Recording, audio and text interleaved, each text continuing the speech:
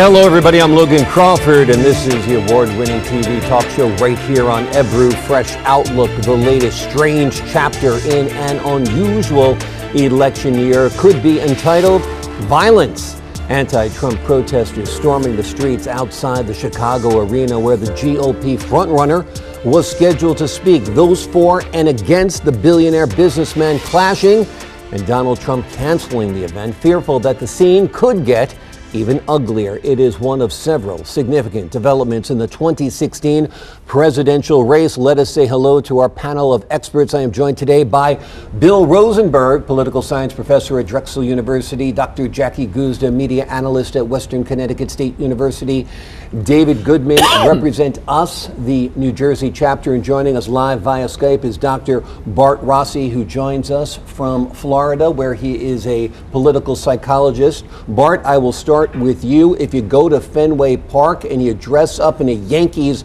uniform and you chant for the opposing team, it's likely you will cause trouble. It's likely violence will erupt. Is this what's happening at Trump rallies? What say you, Doctor?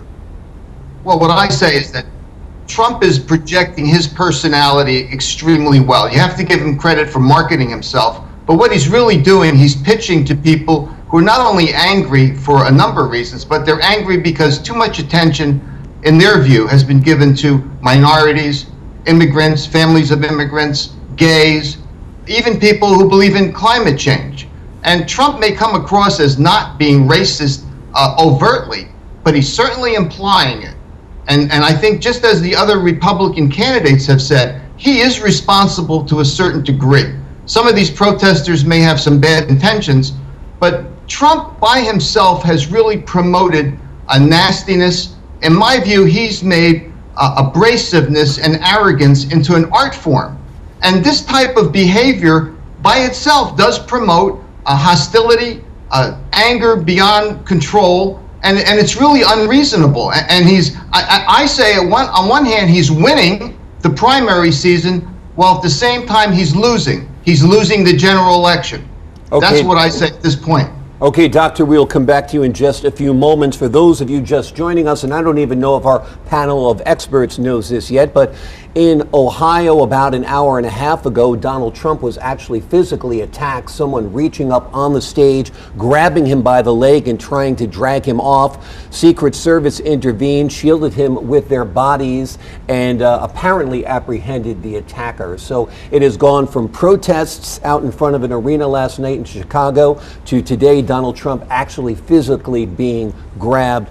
David, is this Donald Trump's fault? Is this his own doing, or are these people wrong and violence should be abhorred no matter what the reason? Well, of course, we always want to abhor violence, but I think Bart has covered a lot of terrain in his opening remarks. I mean, what we're dealing with is a backdrop of violence that really describes this campaign. I mean, a lot of people have some reservations about the fact that, about using a fascist or Nazi analog to what's going on, but actually... Which is usually so forbidden, David. Usually it demeans the Holocaust by comparing an American politician to a man who killed 6 million Jews. You know what, Logan? I don't even have to go that far. You can talk about Mussolini, you can talk about Federico Franco, you can talk about Juan Perón. Fascism is not limited to Adolf Hitler. And I think we miss the point if we don't see that there are certain aspects about fascism, a cult of personality, a tendency to promote violence, scapegoating, a tendency to avoid the established political party. You know, Trump may be calling himself a Republican and seeking the Republican nomination, but he communicates with his followers via Twitter. I mean, he has 14 million followers on his Twitter account. So okay, he is obviously very popular. It's why he's in the front for a lot of people. I think he has 38% of the vote nationwide, at least right now. Bill, what's your take of my analogy? If you go into Fenway dressed in Yankee gear, you go into a sea of Red Sox fans, you cheer for the opposing team during a heated contest, somebody might pop you. Well, I think that the difference between your analogy and the one we're facing with Trump is that the owners of the Boston Red Sox are not engaged in trying to exercise people to in effect, be negative or hateful or reject of others. Okay, those things do happen at sports arenas because emotions are really high. I think one of the things we need to recognize, though, is that in some ways this could be a benefit for Donald Trump in the primary, because his supporters now are going to be even more enraged and thinking, see, the United States is going to hell in a handbasket, and we have to have a strong man like Donald Trump. That may encourage his supporters to come out even stronger for him.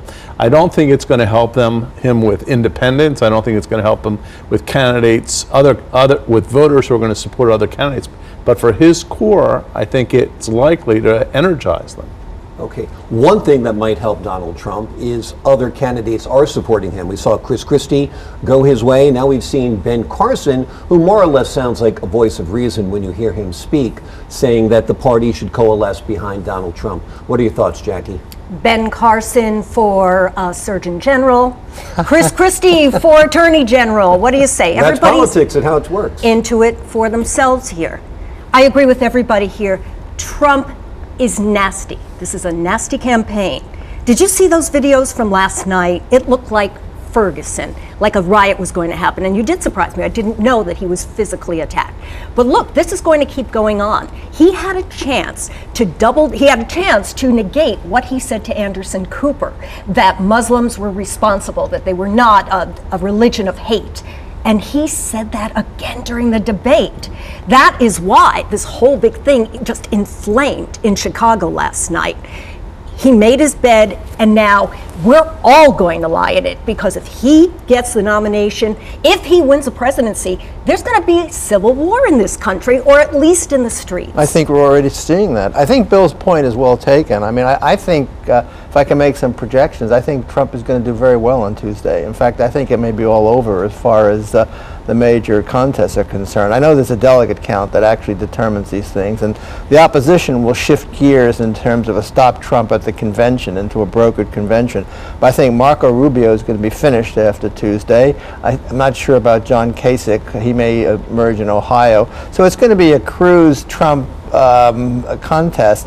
But the truth of the matter is, the people who support Donald Trump don't really care about the positions. They are so committed to him. He has made such outrageous statements in the 10 or 11 debates that preceded that if that were to be a factor, it would have happened long ago. They are committed in Let's bring the Dr. true Rossi believer. in on the conversation. I'd want to talk about the other front runner in this campaign, this election season, and that is Hillary Clinton. She is way ahead in the delegate count, but she is not really that far ahead in the state-by-state count. She lost Michigan, Dr. Rossi, which was a big loss. And now as we move ahead, what do you think her political fortunes holds? Well, I think first off, we have to recognize that Bernie Sanders came from nowhere to make himself an authentic and real candidate. Just like Trump, in terms of how we market ourselves, Bernie has done a very good job of presenting himself. He says wealth only goes to the wealthy. Only the wealthy can afford education. Tax breaks, well, they go only to the wealthy. He's making a lot of sense, and he's pulling in angry voters, and that's affecting Hillary. I mean, she's kind of, swimming upstream against a guy who's got some very strong ideas. However, I think that Hillary will prevail because she has been very comfortable in her own skin. She's very consistent. She doesn't discard people, as per Trump, and she projects as someone who is a good listener. She will listen to people. And in the long run, those traits will carry her not only as a victor in the primary season, but in the general election. And comparing her to Trump, she looks more like a Reagan and Trump looks more like a Hitler. I mean, it just isn't going to work in the general election. And by the way, when it comes to anger, Bernie has tapped into the anger. And what about all the other anger out there with folks who are mad about the way Obama's been treated? Remember the birth certificate? He's not one of us. He's a Muslim. He's undermining the country. What about all those folks that are angry about that? Well, there's a lot of angry people in this election. Bernie Sanders is such a compelling character, don't you think, Bill? He seems so sincere, whether you agree with his views or not. You can't help but like the man because he believes in what he says, regardless if you believe in his means to get there. Right. I think one of the terms that a lot of people may or may not be familiar with is a mensch. I mean, people look at him and they say, even though I may not agree with him, he's a good guy, he's an honest guy, he talks to me straight. And I think one of the things that's really interesting is that while I do think Hillary Clinton's probably got the inside track, we have to realize that her delegate count is definitely overinflated because of her endorsements by superdelegates, but they are not bound to vote for him. They can change at any point in time. If you look at the actual delegates that are won in the caucuses and the primaries, it's a much closer race, and now some of the media organizations are starting to show both counts so that people see that in terms of earned delegates, people that were voted in, there's a much closer race. And I think really that stunning victory, even though it was small in Michigan, has the potential to influence states like Ohio, states like Illinois, states like Missouri. And even though Hillary Clinton is well out in front in those states, she was well out in front in Michigan as well. So it'll be really interesting after this next 2-week period to see where everything stands. Jackie, do Bernie's wins show that Bernie is a strong candidate, or does it show that Hillary's a weak candidate? Neither. I think it shows that there is a need, there's a longing for everything that Bernie Sanders represents. The young people in particular are supportive of him. People who feel disenfranchised are in support of Bernie. You know, we really need his voice. Whether or not he can do the job, I question. But his heart's in the right place. It's as if he's got the heart and she's got the brains. Let me just jump in and quickly say that I think the issue here is going to really revolve around turnout. I mean, there is a very deep visceral fear among Democratic strategists that the comparison, the people who are coming to the Republican primaries as opposed to those who are voting in the Democratic primaries are swamping the Democrats. So you're not getting the kind of turnout and enthusiasm. So if you base this strictly on the math of the delegate counts, I think you're going to, we have a real concern. Jackie's put her finger on it about the possibility of a President Trump. I mean, if he continues to draw the kind of election support that he has in terms of people who felt disenfranchised and haven't voted for years and somehow feel that their savior has arrived, I mean, these people are motivated. You don't see that same motivation on the Democratic side. And in fact, what you have is a very serious bifurcation. Hillary has the African-American vote hands down. Certainly she won the South and will continue to do that.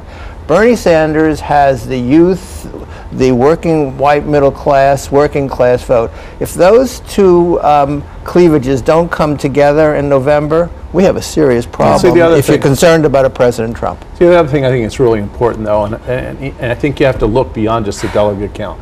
Hillary Clinton has won a lot of states which she has no chance of carrying in the fall election. So the fact that she won South Carolina, Alabama, Mississippi is sort of irrelevant. Okay, she has a heavy support by African Americans, which is great. They're seeming to really believe in her candidacy. But South Carolina never votes Democratic. So what we really have to see are these states that are coming up. States like Florida, states like Ohio. Really, there's 10 swing states. And whoever's winning those 10 swing states is really going to be what's most important. And carrying these other states, it's not going to make that much difference. Look at the red-blue map. Right, it's still primarily a red country. As far as one of the states that is essential, and let's bring Dr. Rossi in on this, is Ohio. John Kasich is hoping for a big win there. Trump is on his heels. It's going to be very decisive come the presidential election in the fall. Are endorsements helping, Doctor, in this political season? You've seen Carly Fiorina come out now in support of Cruz. You see President Obama vigorously already campaigning against Trump. You've seen Chris Christie come forward, Ben Carson. What's your take on endorsements, and what's your take on people setting themselves up for that next job, such as vice president? I think endorsements mean very little in this election cycle. And the reason is that there's anger that's dispersed in different directions. You're not going to change the Trump voters, but I think there's a lot of anger out there going Bernie's way. And I said before, I think there's a lot of anger that's going to go towards Hillary because of the way Obama's been treated. And those people are out there, they have retained anger. They haven't shown up at the polls yet. But in a general election, I think that Hillary will do well in Ohio, to answer your question, and I think she's going to do well in most states across the country because Donald Trump is setting himself up for a colossal failure with his personality and his goal of actually presenting almost a racist and biased election cycle. It's something that is preposterous and it cannot stand, and it's not going to work with the public. He's setting himself up for failure while at the same time winning, as I said before. So I disagree, though. I think that he is probably likely at this point to win the Republican nomination. I think very unlikely to have much of a chance of winning the general election. He's going to retain this core of people who are really angry and really feel like they need a Make America Great message, whatever that means. But the bottom line is, when we really look at the states, just as was mentioned just a minute ago, the red state, blue states, those things are like anchors on elections, and those things are not going to change. And what we really have to see is what's going to happen in the states which do matter in terms of election voting behaviors. And I think in that situation, either Bernie Sanders or Hillary Clinton seem to do better, at least in the polls. I think the other message that really is important is that I mentioned the superdelegates in the Democratic Party. They don't have superdelegates in the Republican Party. What they have is uncommitted delegates. And there's at least 150 of those people. So they can pretty much come in and choose, if Trump does not have enough votes and someone else is close, who the nominee is going to be. But if that happens, Trump jumps as an independent, and then Hillary or Bernie Sanders walk right into the White House. Interesting predictions all. Bart Rossi, David Goodman, Bill Rosenberg, Jackie Guzda, thanks for your thoughts. My final thought on this political race is this latest violence is going to turn Donald Trump into a martyr as he begins to pivot left and become more socially liberal. Straight ahead on Fresh Outlook, an update on the migrant crisis in Europe. It's interesting, if you look at it,